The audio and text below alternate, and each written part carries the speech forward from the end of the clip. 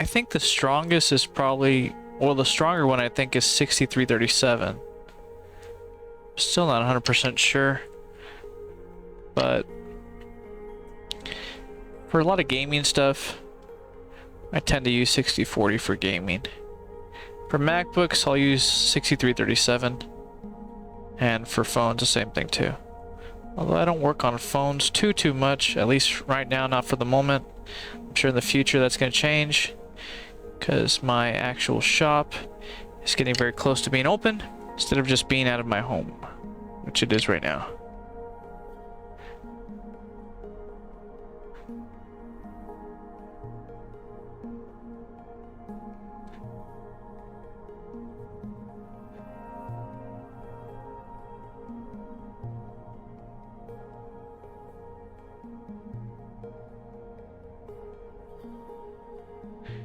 See, if this was in the factory, it would be like the least amount of solder possible. That's funny. It'd probably be like that in reality if it was just in the factory. Pretty much you're always going to be better than the factory. Okay.